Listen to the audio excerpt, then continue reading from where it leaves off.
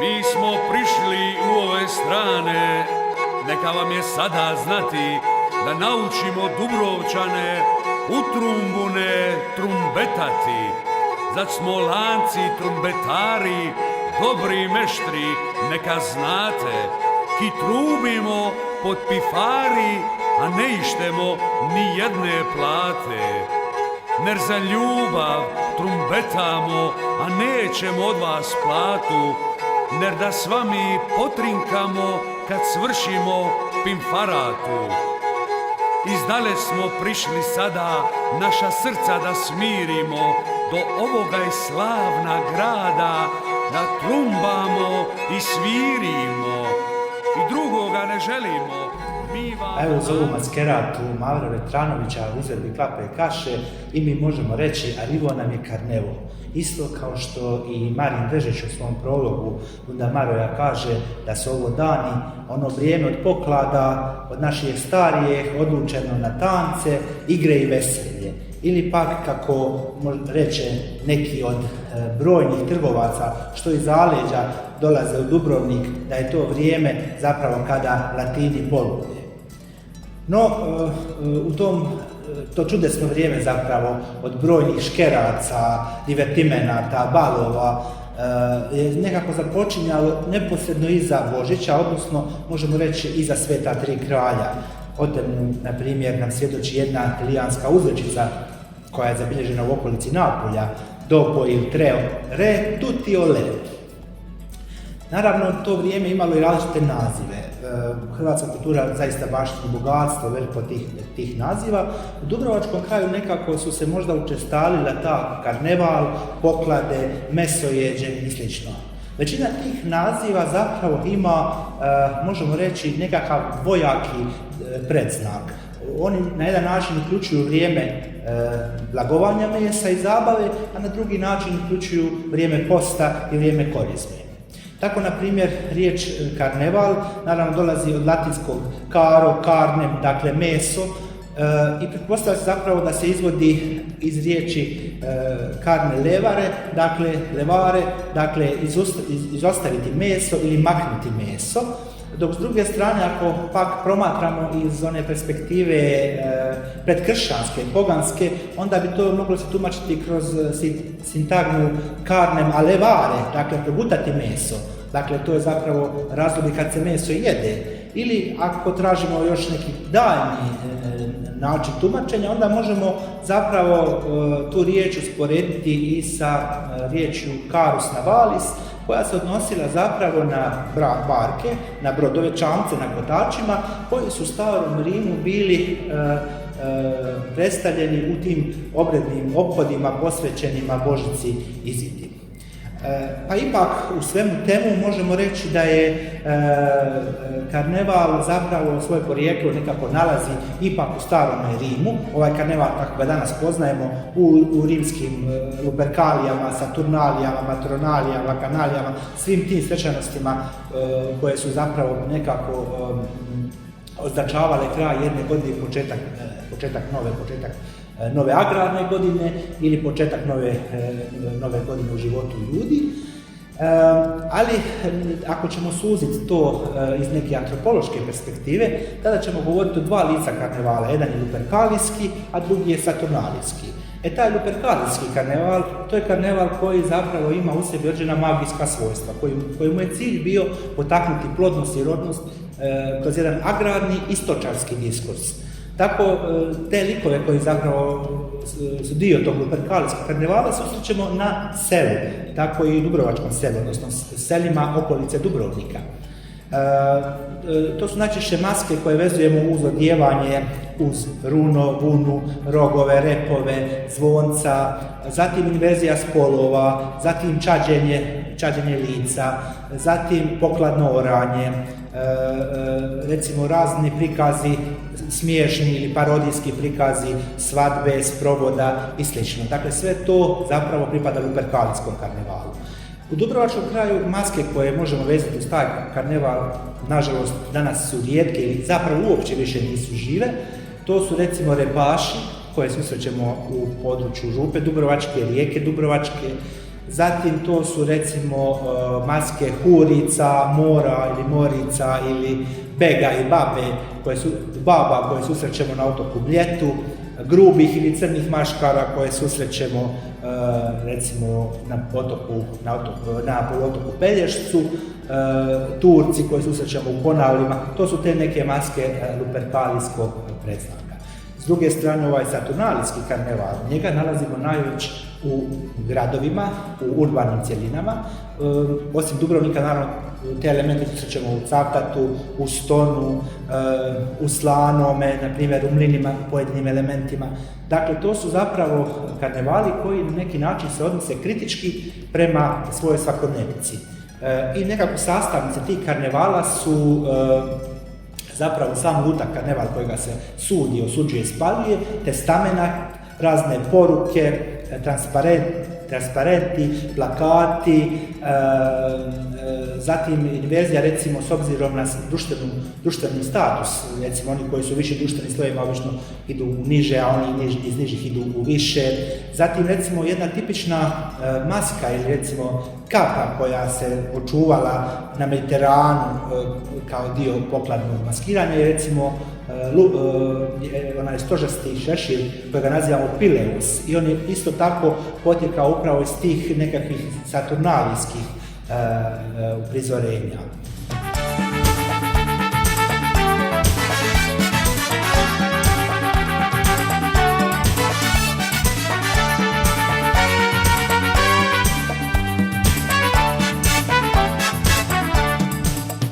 Osim naziva karneval, tu je i naziv poklade, koji zapravo izlazi iz riječi kladem, klasti i označava zapravo stavljanje nečega na hrpu, pospremanje nečega s jedne strane, a s druge strane uzimanje nečega. To je ona dvostrukost koju smo već govorili kad su u pitanju nazivi za ovo vrijeme. Naziv mesojeđe, naravno ne trebamo puno ni pojašnjavati, radi se o vremenu kada se konzumira meso. Za razliku od recimo naziva mesopust koji može značiti i vrijeme kada se meso napušta, kada se ostavlja meso, što bi se opet referiralo na korizmu. Ali zapravo poklade u Dubrovniku, kako nam svjedoče podaci, se prvi put spominju neko u 13. stoljeću i vezane su uz vrijeme oko Uskrsa, odnosno maskiranje je zapravo vezano uz vrijeme oko Uskrsa, kada se ljudi maskiraju u skjavine, to su svojevrsni gunjevi, i nose različite krabulje, kako oni nazivaju krabonosi, a zapravo se može raditi i o crnjenju lica čađom, pa se onda takve maske i zabranjuju. U 14. stoljeću već imamo i masku žuđela, židova, pa iako su neki autori smatrali da se radi o maskama koje su bile dio igara vezanih uz Uskrs, takozvanih žudijata, ipak Ivan Lozica je mišljen da se radi zapravo jednoj maski koja je na neki način ostala na životu sve do danas u liku židova, odnosno liku čuvara Kristova groba koje susrećemo na cijelom području Dalmacije. Naravno, u 16. stoljeću imamo recimo i masku barbačepa, za koje se isto pretpostavlja da se radi o jednoj maski starca, lutalice, odjevenog u crno s bradom, koji ima veliki istaknuti nos, najčešće izrađen od drva, ili je pak imao neki dio na licu koji je bio izrađen od drva, pa je moglo se otvarati poput svojevrsne klackalice, odnosno klocalice. No, neke maske koje su možda nama najupečatljivije, koje su nam ostale najviše u nekoj viziji tog renesansnog Dubrovnika, jesu tri maske, dakle Čoroje, Vila i Turica.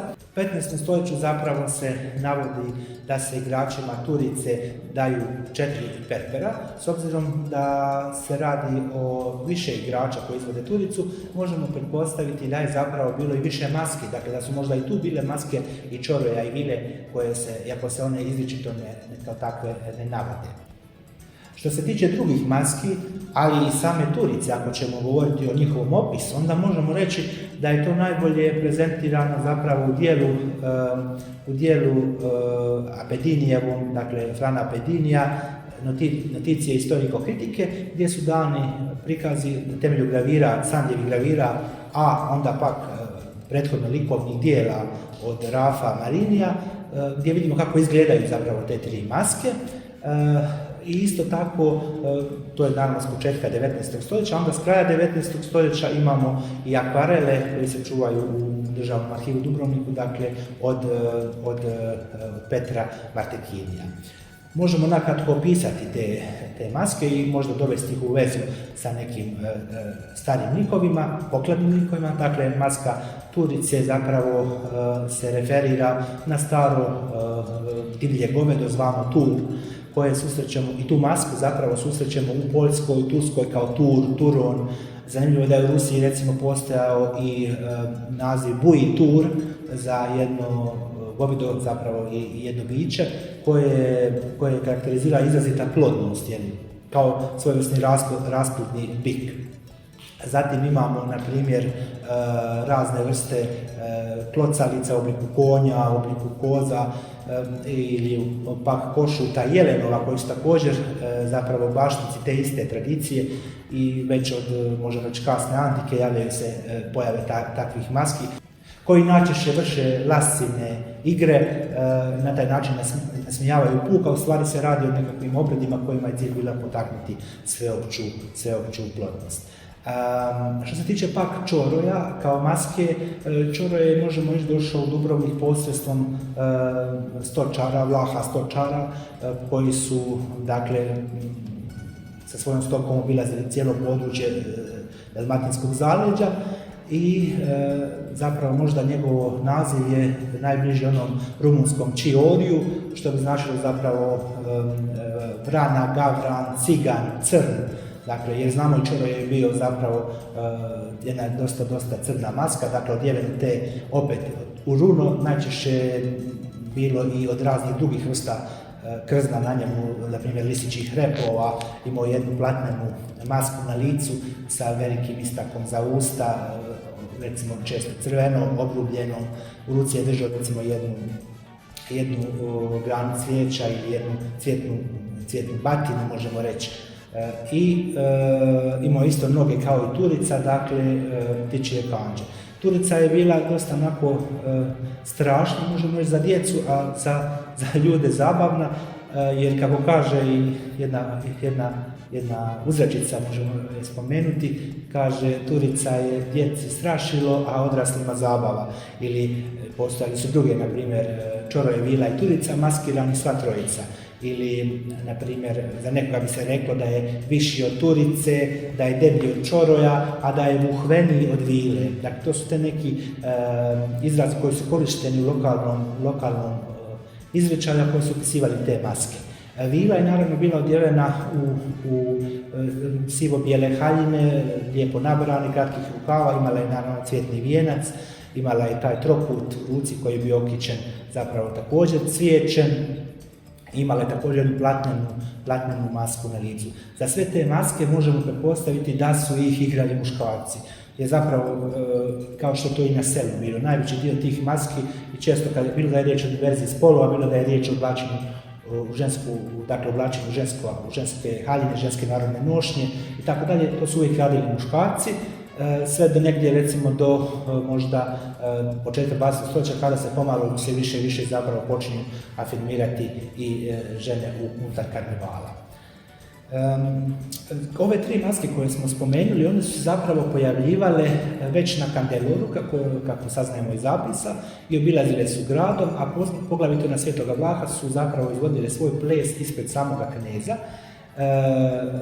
I što je zanimljivo, taj ples se izvodi zapravo prije same vojne smotre i koja je zapravo onda predstavila seljake iz Rijeke i Župe koji su obilazili grad 3 puta izvodeći razne vojne igre, uz pratnju također četiri nositelja odličja i svih drugih regalija, da bi na kraju, kad dođu pred kneza, zapravo izveli jednu fingiranu bitku između kapetana i kontrakapetana, gdje bi kapetan pobijedio.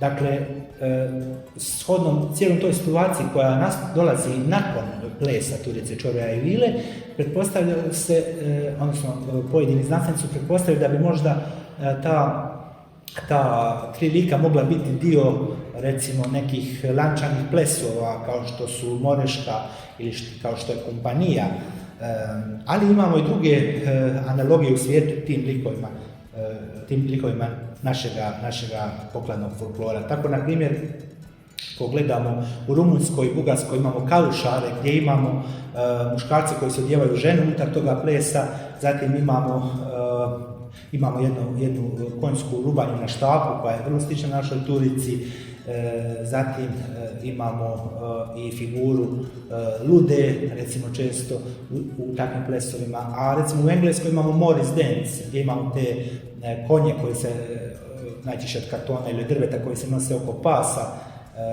koji zapravo su isto slični našoj turici, zatim Maid Marian, koja je zapravo slična našoj vili, zatim na Balearima, recimo takvim sličnim plesovima imamo i Diabla, dakle vraga, koji je vrlo sličan našem čoriju. Dakle, vidimo da je to jedna široka zapravo slika tih likova koji susrećemo diljem Evrope, pa čak i svijeta.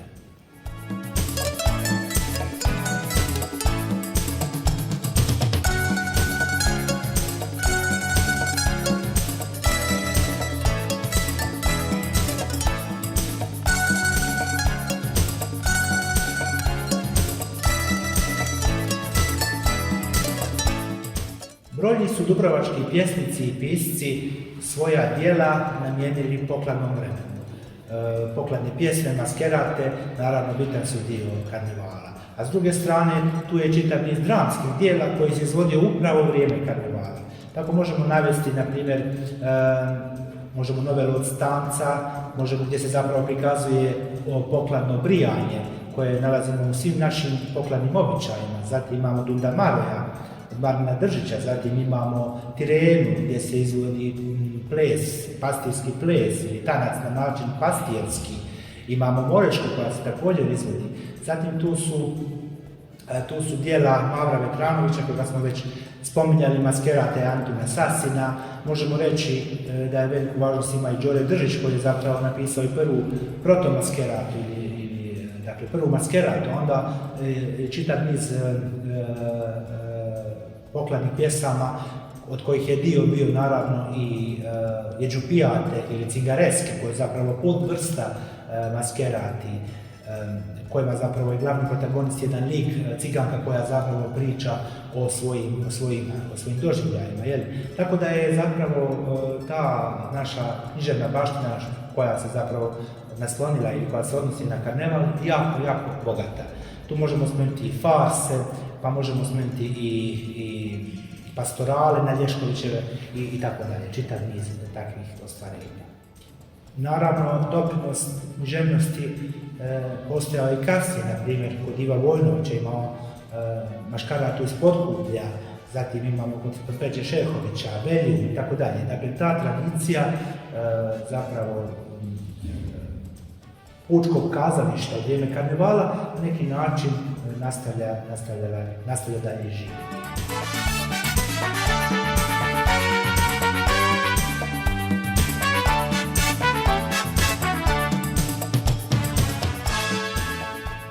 Početkom 20.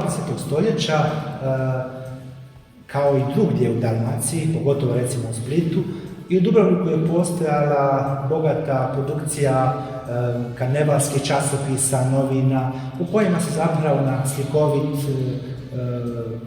način, humorističan način prikazivala gradska svakodnevica.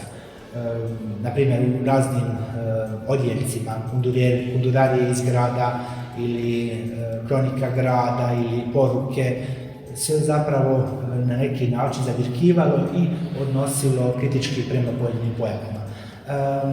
Ta zapravo produkcija koja je bila najveća je bila negdje između Prvog i Drugog svjetskog rata, mada su novine već početkom 20. stoljeća velik broj njih počeo izlaziti, ali onda kako je došao Prvi svjetski rat, to je malo stalo i onda između dva rata je ponovo vrlo to bilo živo. Tako možemo navesti, recimo iz prve polovice 20. stoljeća, neke od takvih humorističnih karnevalskih listova, kao što su Brenculja, Prndelj, Tamburin, Klempesalo, zatim Jež, Golu, zaista bilo je svakakvih smiješnih naziva, a onda recimo od druge polovice, odnosno u drugoj polovici 20. stoljeća Veljun, Zrno kafe, Komad lada, Dubrovačka vještica, dakle zaista jedan širok dijapazon naziva i zapravo različitih rukopisa u kojima se čitava dubrovačka satira.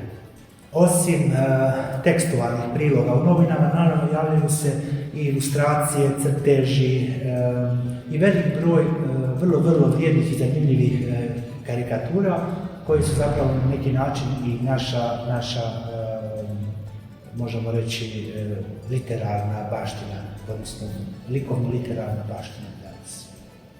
Naravno, ta tradicija karnevalskih listova u znatno manjoj mjeri, ali ipak održava se na životu i kroz kraj 20. stoljeća i 21. stoljeća, tako možemo spomenuti i karnevalski list gospodara Lukše Lucijanovića ili Osmu Badijevu gospođe Te Batinić, koje i dalje zapravo pokušavaju na neki način čuvati dubrovački karneval.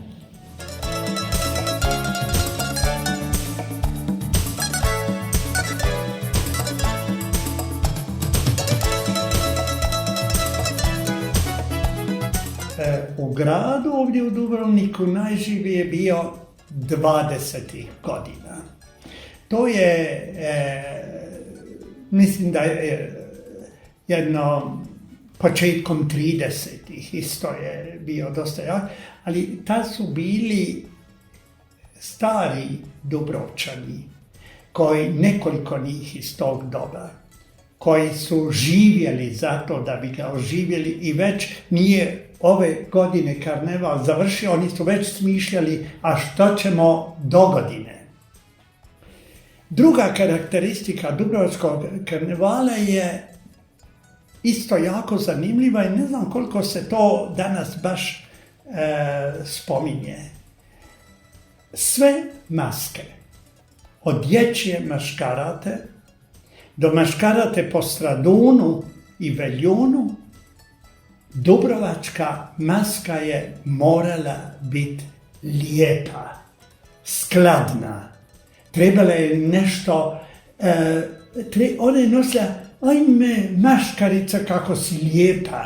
Nikad nije niko rekao gruba maska, gruba maškara, kako si se obukla. Nego vas da, ajme, gdje si lijepa maškara. A ne znaš uopće koja je, sve pod maskama. U svakom slučaju vas da komplimenti, lijepa maškara. To je, mislim, vuklo korijene da bi djecu i mlade odgojili da se ne boje karnevala, da ne zaziru od tih grubih koji put maski, groteskni, nego da ih to privuče, a ide ja sad bi lijepa maškarica i tako. To je ovako bilo nešto isto koje se mislim danas izgubilo, više se to i ne govori, ali to je bio jedan smisao, jedan cilj toga isto dubrovačkog karnevala.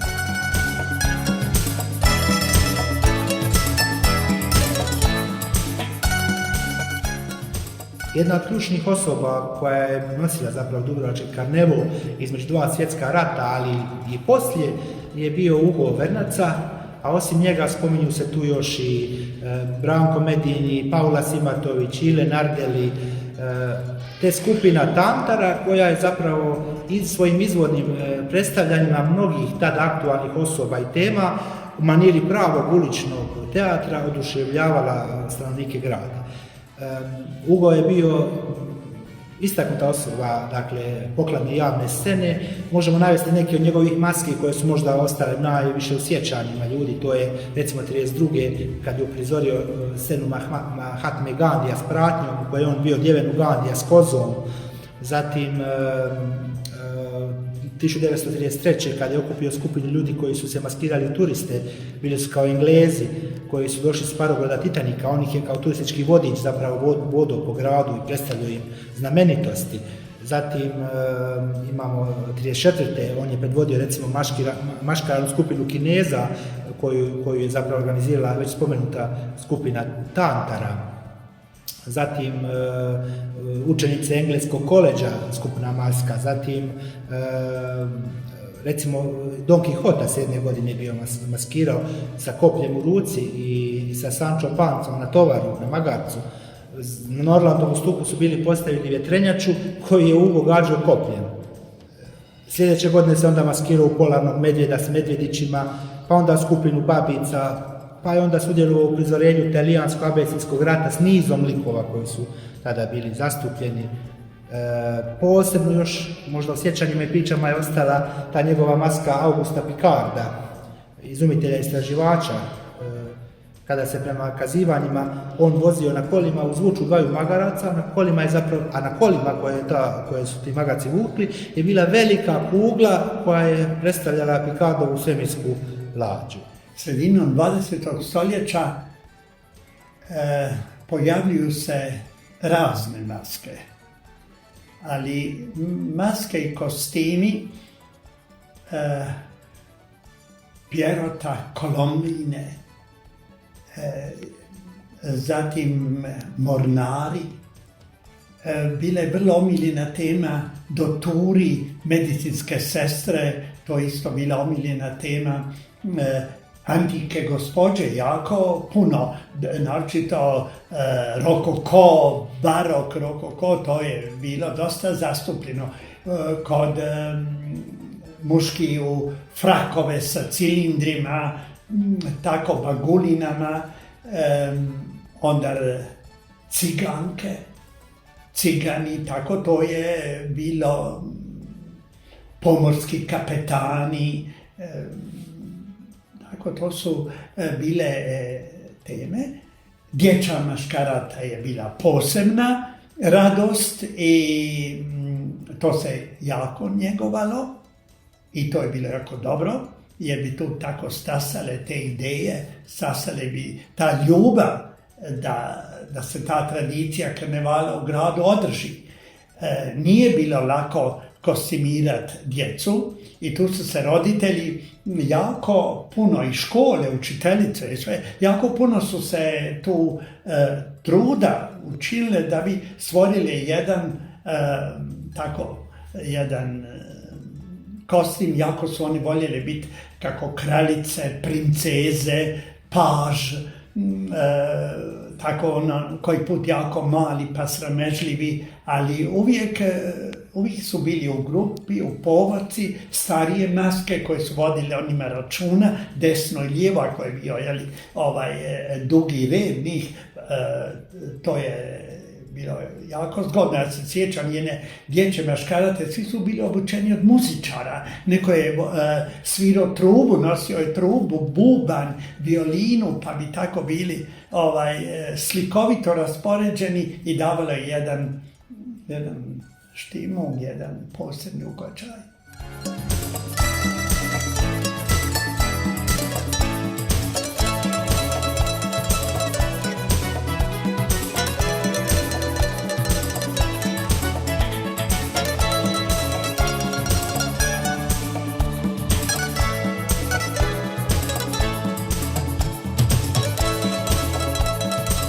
U gradu su bile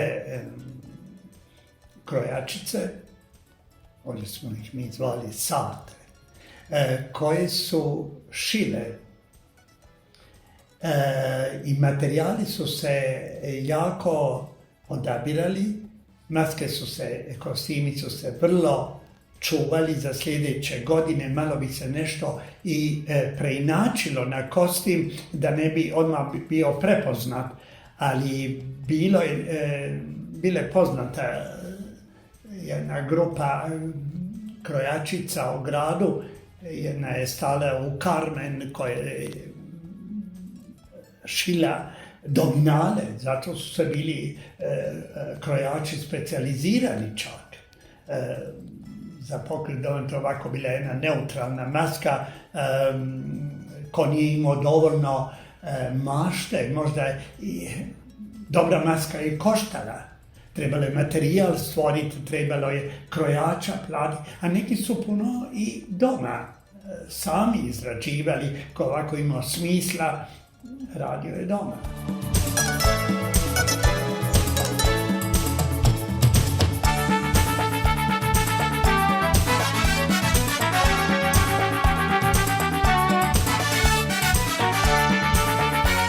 Nalazimo se na kultnom mjestu Dubrovačkih Veljuna u nekadašnjem teatru, danas kazalištu Marina Držića, i možemo reći da je jedan bitan dio dubrovačke pokladne baštine i prošlosti upravo bio obilježen ovim prostorom.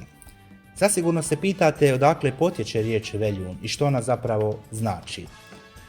Riječ Veljun je nastala od talijanske riječi veljone ili velun, koja je zapravo izvedena iz glagolske imenice veljare ili velja i zapravo značava bdjenje, probuditi se, i vezuje se uz te kasno noćne zabave, najčešće pokladnog predznaka. Ipak nekakva, možemo reći, okosnica te riječi ili osnova te riječi ili sinonim je i latinska riječ vilja, koja zapravo znači svetačke noći ili dane uoči svetačkih festa ili blagdana, koje recimo nalazimo u našem kraju kao viđija ili vižija, dakle noć uoči nekog sveca, uoči neke feste. Tako da možemo reći zapravo da je ta riječ koja značava tu pokladnu zabavu zadržala nešto od one stare obrednosti koja zapravo prenosi ideju o prelasku iz stare u novu godinu. To je pogotovo zanimljivo kada znamo da u Italiji recimo se Silvestrovo, dakle večer uoči nove godine, naziva Il Veglione di San Silvestro ili Veljonissimo. Da je zapravo to možemo reći, jedna zabava koja ima obredni predznak ili je imala obredni predznak, govori nam i to da recimo u ponoća, dakle u toj jednoj liminalnoj točci, ljudi zapravo preslače ili skidaju kostime, da se u to isto vrijeme, na primjer, služe i krafeni, dakle to su neka obredna jela. Krafene naravno su na naše područje došli s područja Austro-Ugarske, Austro-Ugarska ih je proširila. U Italiji se, na primjer, služile kastanjete di karnevale, u nas još i prikle, priganice ili fritule. Možemo zaista govoriti o tim jelima u jednom velikom nizu koja možemo smatrati obrednima. Tako, na primjer, i šporke makarule koji su se služili također su jedno obredno jelo. Na selu se, za razliku od toga, najčešće konzumiralo recimo kopsica, kobasice, kujica, dakle takve vrste jela. Grad je ipak imao jednu drugu gastronomiju. Od pića posluživalo se naravno prošek, vino, a vrlo često je bilo i bio poslužen punč. Zapravo, ako idemo još nazad i tražimo, osim ovog naziva kojega sam vam sad predstavio, dakle potječe, ako tražimo zapravo koji vid zabave možemo vezati još uz Veljune, to su svakako nobel bali ili, kako se u našem kraju zovu, bal d'invita, dakle balovi sa pozivnicama. Ti balovi d'invita su još ostali u sjećanjima, recimo kod mojih kazivača s područja Slanoga, s područja Mlina. I tako, iako naravno se radi o pozivnica, danas više nemamo pozivnica, odnosno kad su bili Veljuni kupovali su se karte ili pak karte za lože, ali u svakom slučaju bio je prestiž biti dio toga Veljuna, bio je prestiž se pokazati, zapravo na neki način pokazati svoj društveni status.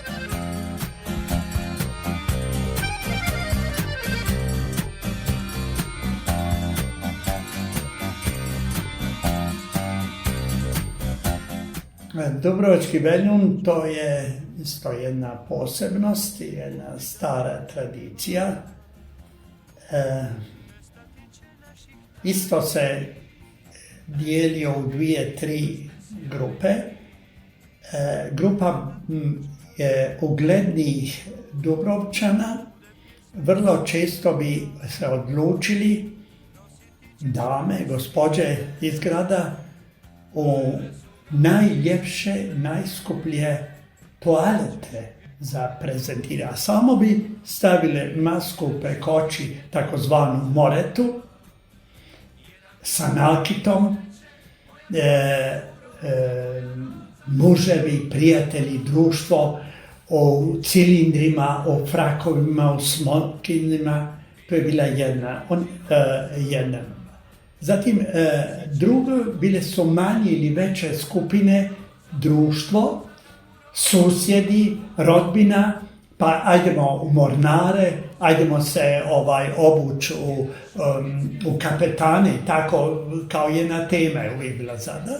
A onda je bilo individualnih maski, bilo je jako puno dominala i tad se, to bi bilo samo na ultimom karnevala, jedini put bi se otvorio prolaz vrata koji je spajao Dubrovački teatar sa gradskom kafanom.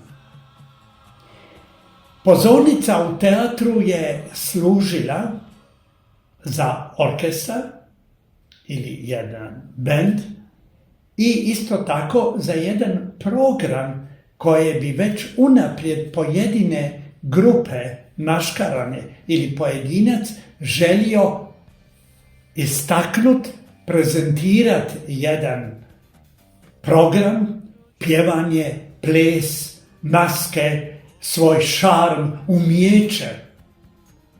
Drugi dio je bio položena. To je ostalo malo u sjeni, ne grube uspomene, ja ne bih to rekao grube uspomene, ali ima nekakvu konotaciju, tu su se malo izjavljivale ljubavi, tu su se sastajali, tu bi se, ajdemo reći malo kao ono ljubakalo, simpatije bi, otvorili bi se karte.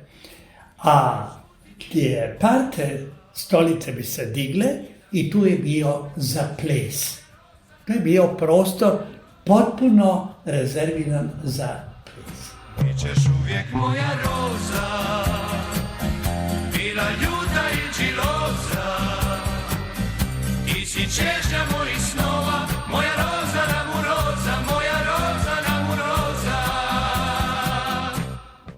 Osim veljuna koji su se pripremali u kazalištu, odnosno teatru, tu su svakako i zabave vezane uz ultime, odnosno sami ultimi od karnevala.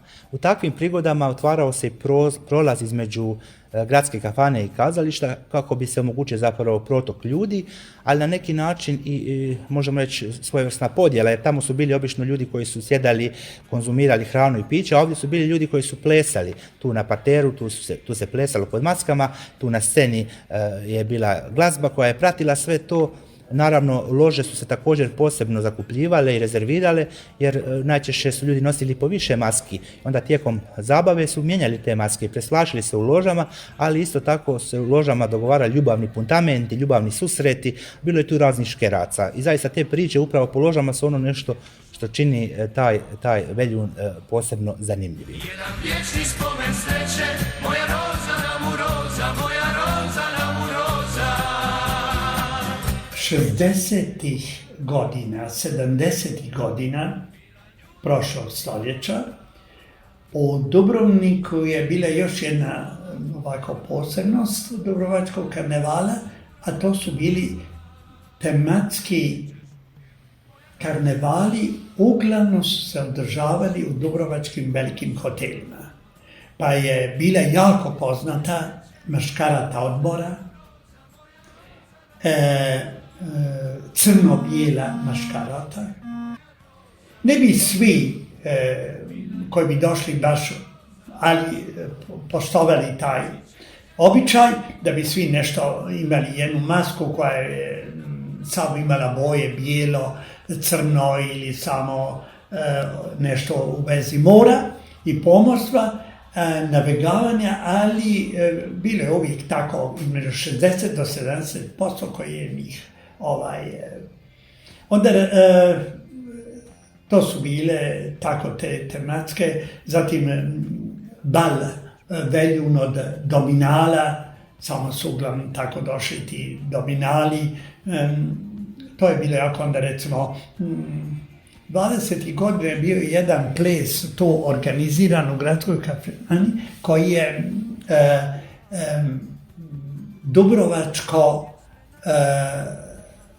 dubrovački ples gospođa, koje sve su došle uglavnom u kostimima 18. stoljeća. Tu bi se tratavalo sve poslastice, tu su se tako igrale i tombule, isto za vrijeme tih zabava. Ljudi su se zabavljali. I onda si moglo primijetiti svako malo da neka maska, bilo ženska, bilo muška, šapće drugim maskama, bilo ženskim, i koji put se zadrži jako dugo.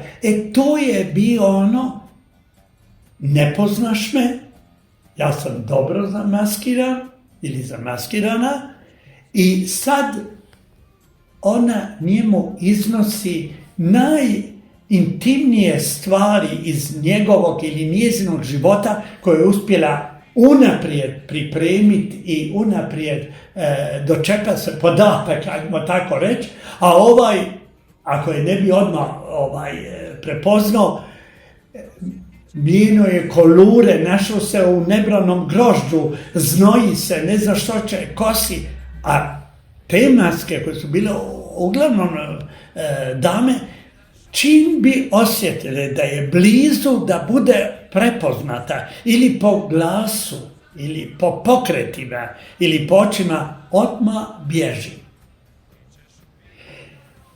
Veljun Dubrovački je bio još po nečemu poznat, posebno u ložama. Vrlo često su pojedine maske donosile drugu masku ili ispod onog kostima imale drugi kostim. I kad bi se one razvile u onaj prvobitni kostim, nestale bi, za 15 minuta bi došle preobučene u jedan drugi i tad je nastala zbrka. To je bila jedan papir, jedan dokument, jedna osoba kada, sad me nećeš prepoznat. Ako si jako malo sumnjao ko sam mogao biti ja, sad u ovo, i sad su ovi našli u čudu, pa sad ko je ovo? Što je ovo? Pa nije ovo ona, pa jes ona, pa pogodi, pa jeli, pa nije li. I maske, dobro izvježbane, su jako pazile. Kostim je bio jedno, a zatim dolazi pokreti. Pokreti su sa glasom bile izdajice jedna maske i jednog kostima, i tu su se baš onako oni pravi, koji su se baš sa srcem voljeli maškaravat, jako na to pazili. Ko je tu najviše stradalo, koje profesije?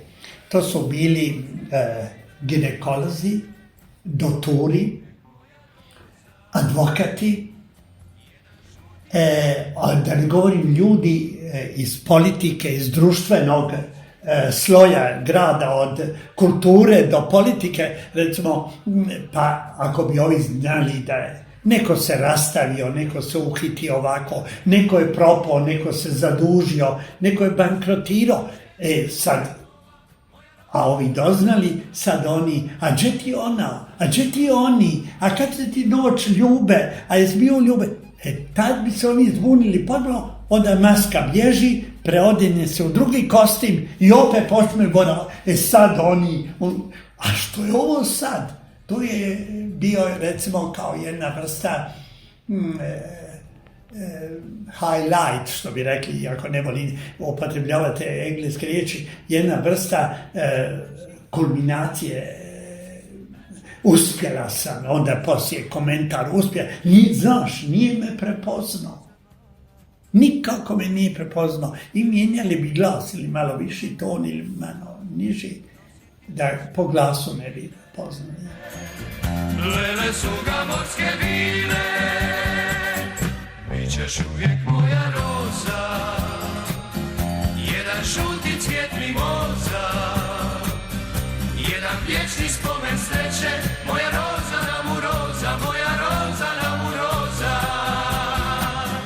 bit ćeš uvijek moja roza, bila ljuta ili čiloza, ti si čežnja mojih snova, moja roza nam... Na tim pokretnim zabavama, veljunima i pokućama koji bi organizali jednu maškaranu zabavu i druženje.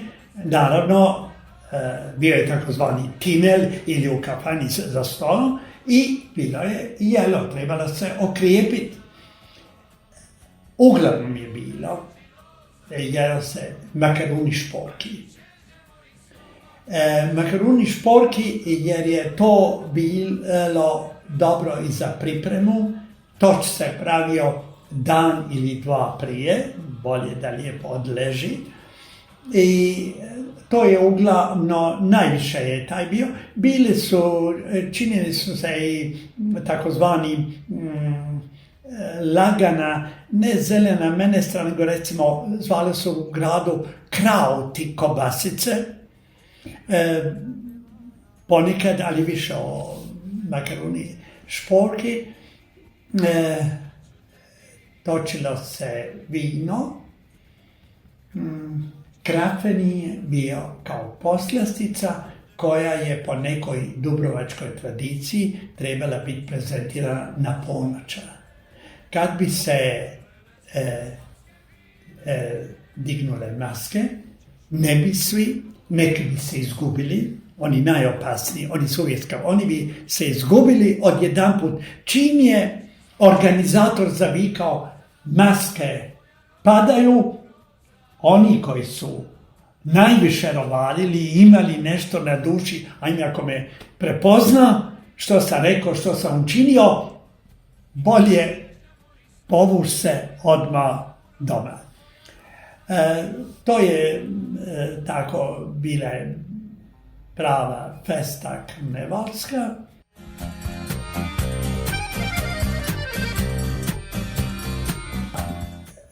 Iz moga susjedstva,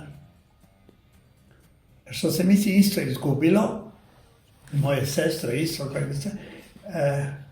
recimo tu su bili susjedi iz obitelji Beloti, tu su bili susjedi iz obitelji gospoda Turka, Katića, Lukre, Maroška, pa onda razne druge njihove prijateljce koje bi se obukle i sad je trebalo poći na stradu. A ovo je ipak bilo malo izvan, trebalo je doći doli, nije bilo baš sve osvjetljeno kako danas, a trebalo je na neki način skrenut pažnju prolaznicima i da se čuju da one dolaze. Nije bilo mobitele, evo me Jesse, evo me sad sam za 5 minuta napile. Onda bi maske vezale na dugi špag, konop, stare čantre, mi bismo to zvali, koje su se onda potezale po putu i oni su činili tako strašnu galamu, buku, da bi se morao, evo maškarica, evo maske, i sve do Straduna i po Stradunu, i čak kad bi išle i Nevaljune, potezale bi to da bi na sebe i na taj način skrenuli pažnju. To je bila i scena, mislim da danas se to izgubilo, da nema već dulje vremena. Kada prođu rozama. Kada govorimo o maškaratama u Dubrovniku, onda svakako trebamo spomenuti i skupinu Njarnjasa, koja je bila nositelj velikog dijela tog pokladnog programa. Naravno, Dubrovnik je bio recimo središte karnevala 1920. i 1930.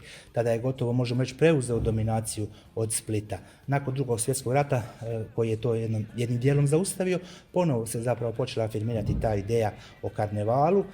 Tako da, recimo, iako je naravno tadašnja vlast bila nekako protiv, kritički se odnosila protiv karnevala jer je to bila za nju buržoaska dokolica. Ali, na primjer, već 1958. okuplja se jedno društvo koje dobija naziv Njarnjas i družina od Festa Razlicijeh, koja zapravo svojim skupnim maskama, svojim karnevalskim programom, svojim humorom zapravo je znatno plemenila pokladnu baštinu grada Dubrovnika. Prvi predsjednik te udruge je bio Miško Zujanić, a sama udruga ili društvo je dobilo naziv po skupini Njarnjasi iz Kupa od Marina Držića. i uzeli su za jedan svoj amblem lik malog puta koji je postao prepoznatljiv na svim njihovim zabavama. Oni su osim toga organizirali i večer od Kandelore i postavljali su i stupove za Svetoga Vlaha, tako da je njihova uloga bila bitna u tadašnjem životu zajednice.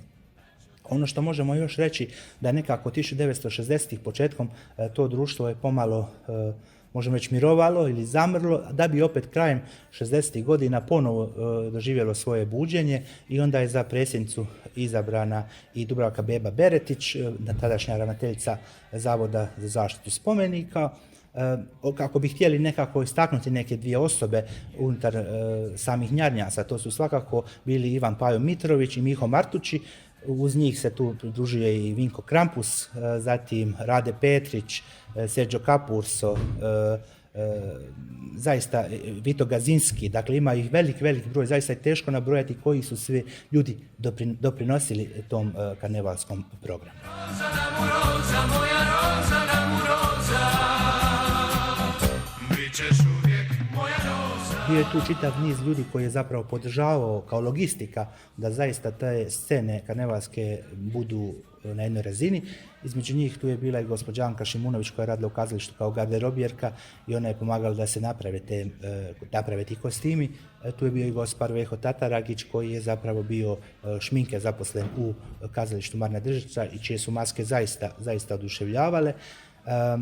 Bio je tu i niz drugih ljudi, neki su pisali same tekstove za pojedine izvedbe i inscenacije, drugi su bili više zaduženi za tu fizičku realizaciju programa. Naravno tu je bila i marangunerija od kazališta u Karmenu koja je opet sve to pomogla da se realizira.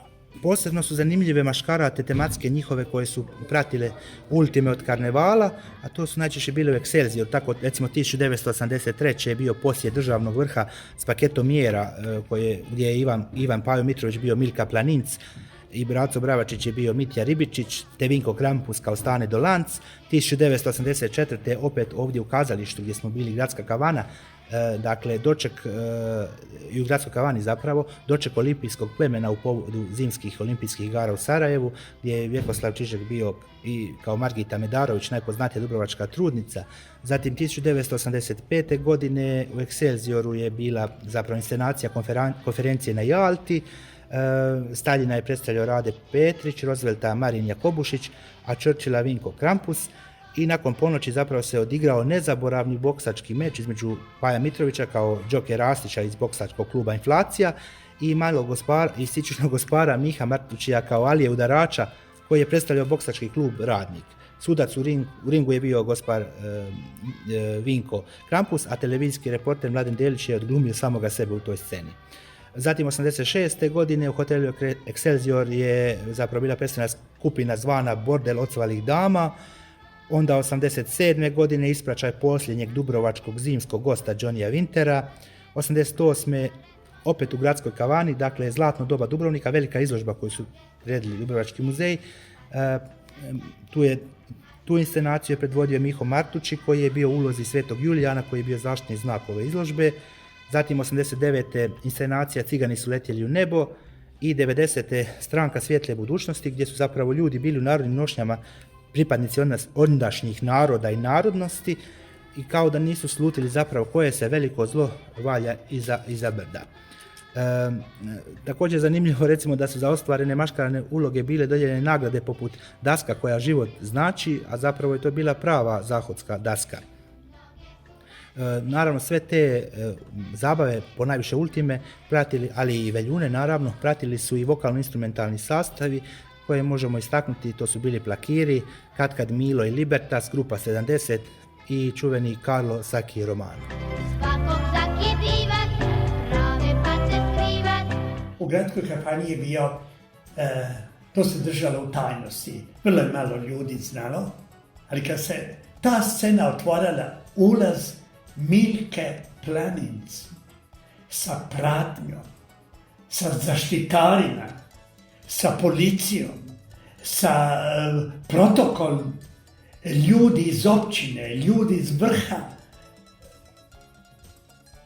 Mi smo zanimljivi. Ja sam bio prisutan, skoro nisam prvi moment vjerovo mojim, je li ovo karneval ili se stvarno Milka Planinc pojavila.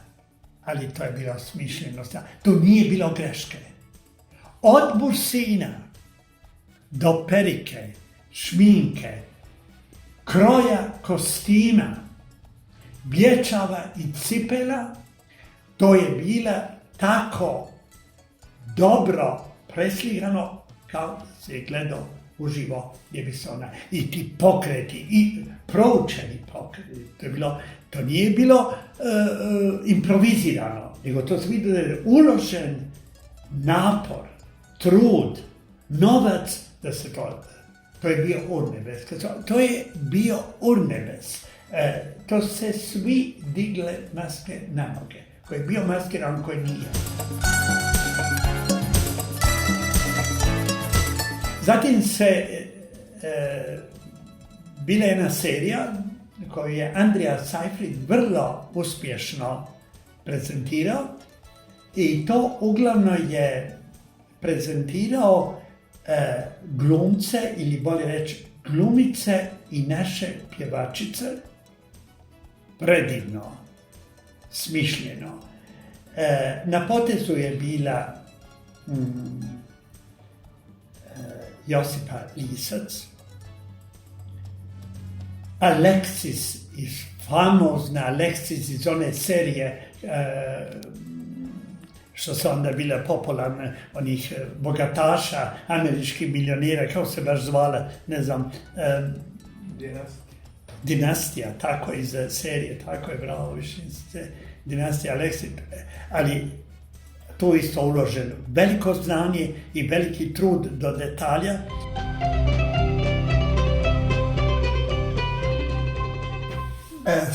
Karneval se u Dubrovniku spaljivao nekad na Brsalima, a nekad na Gracu. Na Gracu bi se napravila lomača i vješala i onda bi donijeli tog grotesknog karnevala koji je bio kriv za sve što se dogodilo za cijelu godinu. Čitao bi se testament. U tom testamentu se željelo obuhvatiti sve što se događalo cijelu godinu. I pojedinci su zapravo obilježili cijelu godinu, da ne bi zaboravili što se dogodilo. Tako da bi mogli ubosti nekad žešće i nekad onako umjereno. Sve bi izašlo, o svemu bi na jedan način, koji put čak na granici uvrijedljivosti ili sarkazma ili nekakvog malo pretjerano, ali rekli bi, pročitali bi, pa sad drži.